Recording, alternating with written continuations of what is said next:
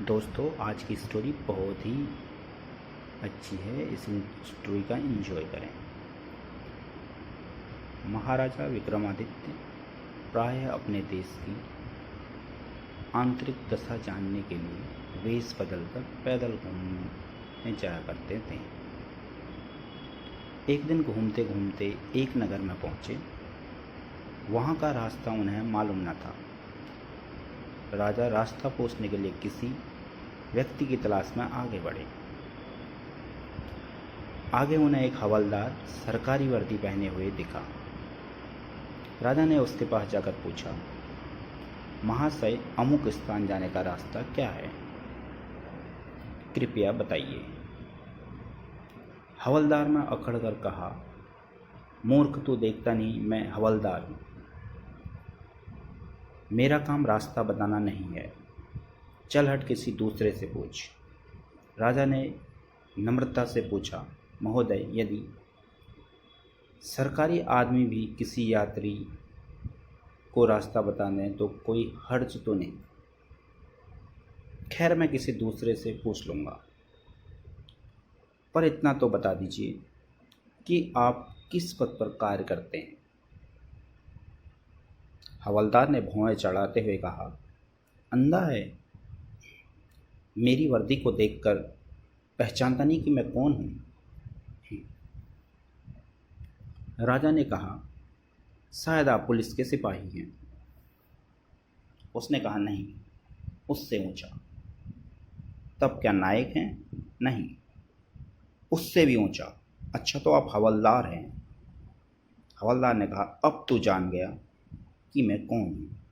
पर यह तो बता, इतनी पूछताछ करने का तेरा क्या मतलब है?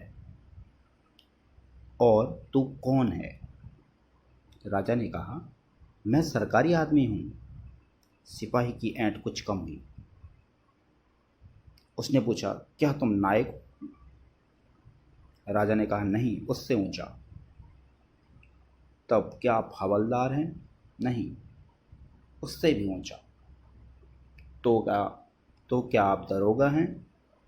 उससे भी ऊंचा। हवलदार ने कहा, तो क्या आप कप्तान हैं? राजा ने कहा, नहीं, उससे भी ऊंचा। सूबेदार जी? नहीं, उससे भी ऊंचा। अब तो हवलदार साहब घबराने लगा। उसने पूछा, तब आप मंत्री जी हैं?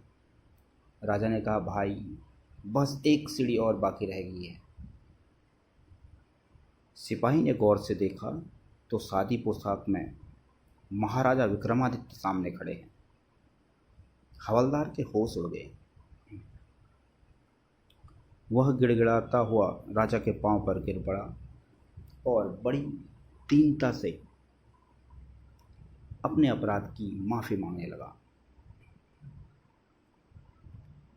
राजा ने कहा, माफ़ी मांगने की कोई बात नहीं है। मैं जानता हूँ कि जो जितने नीचे हैं वह उतने ही अकड़ते हैं। जब तुम बड़े बनोगे तो मेरी तरह तुम भी नम्रता का बर्ताव सीखोगे। जो जितना ही ऊंचा है वह उतना ही सहनशील और नम्र होता है, और जो जितना नीचा एवं ओछा होता है वह उतना ही ऐंठा रहता है।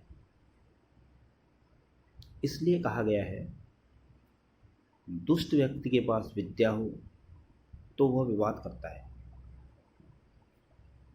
अगर धन हो तो वो घमंड करता है, और यदि शक्ति हो तो दूसरों को परेशान करता है।